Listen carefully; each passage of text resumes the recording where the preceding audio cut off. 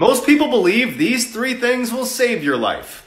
They don't. Let's pretend that you're on vacation with some friends in this cabin, and you hear on the news that there's actually a killer on the loose in the woods surrounding your cabin. What do? Instinctively, you're going to want to ditch your friends and just start running into the woods. No shoes, no weapons, no cell phone, no sense of where you're going. But that's actually a terrible idea because the killer is in the woods, and you'd be putting yourself more in harm's way, not less. So you decide to stay put, and then you remember that your friend drove you all to the cabin in their brand new Lamborghini that was working like 5 minutes ago. So why can't you just pile into that and drive away to safety? The problem with that is anytime you're in a cabin in the woods and there's a killer on the loose around your cabin, even if it's a brand new car, it's not going to start. So don't even go out and try it. You're just sitting in the cabin doing nothing when all of a sudden you feel like someone could be watching you and you want to turn around and make sure no one is. Don't turn around because if you do, the killer will magically appear behind you.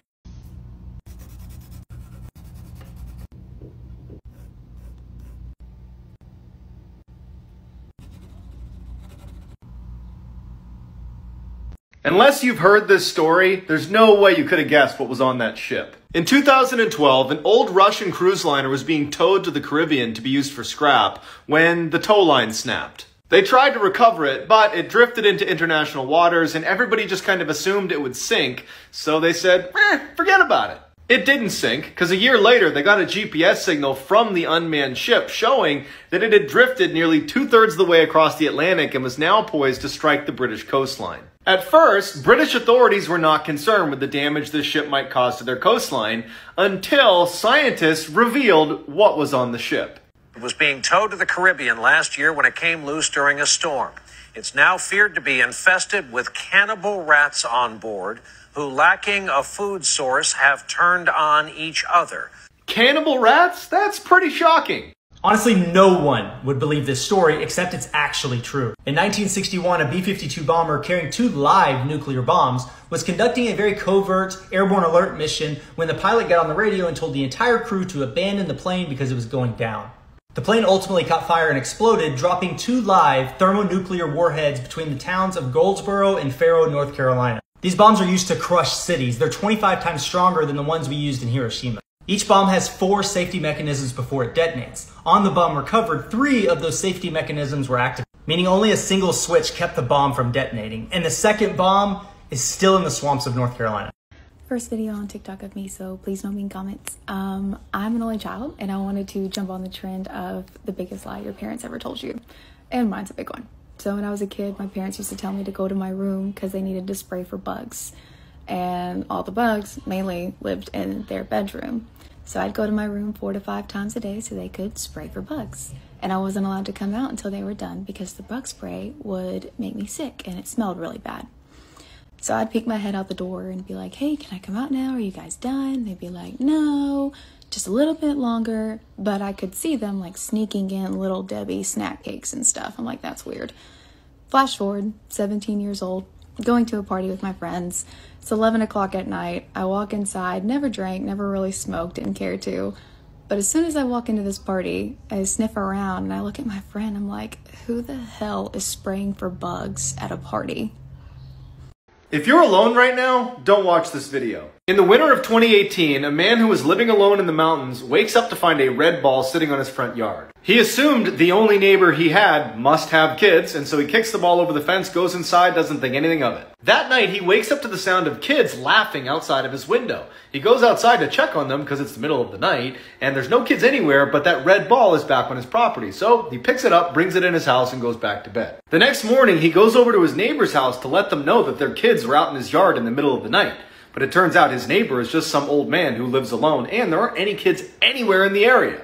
That night, he wakes up again to the sound of kids on his property, and when he looks outside, there's no kids, but that red ball is back on his property. Panicked, he runs downstairs to make sure the one he brought in is still inside, and it's gone. He checked every window and door, and everything was still locked. It didn't make any sense. He decides to look out the window one more time, and off in the distance is some weird stiff figure watching.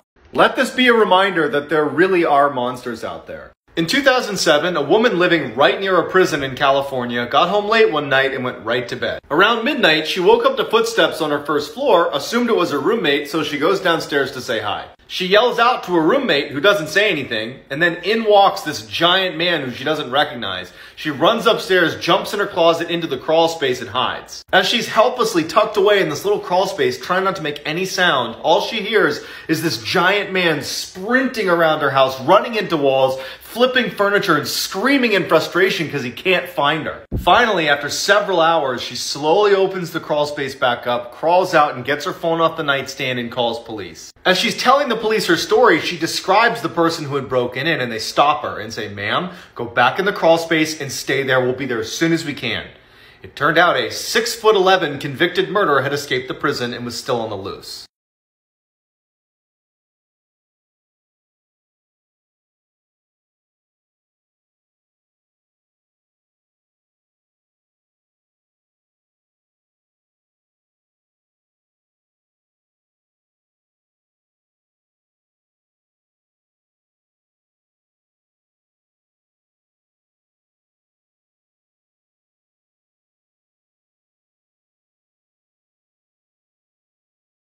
First video on TikTok of me, so please don't mean comments. I'm an only child, and I wanted to jump on the trend of the biggest lie your parents ever told you.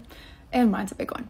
So when I was a kid, my parents used to tell me to go to my room because they needed to spray for bugs. And all the bugs mainly lived in their bedroom.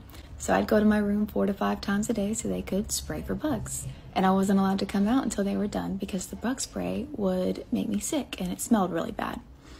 So I'd peek my head out the door and be like, "Hey, can I come out now? Are you guys done?" They'd be like, "No, just a little bit longer." But I could see them like sneaking in Little Debbie snack cakes and stuff. I'm like, that's weird. Flash forward, 17 years old, going to a party with my friends. It's 11 o'clock at night. I walk inside, never drank, never really smoked, didn't care to. But as soon as I walk into this party, I sniff around and I look at my friend. I'm like, who the hell is spraying for bugs at a party?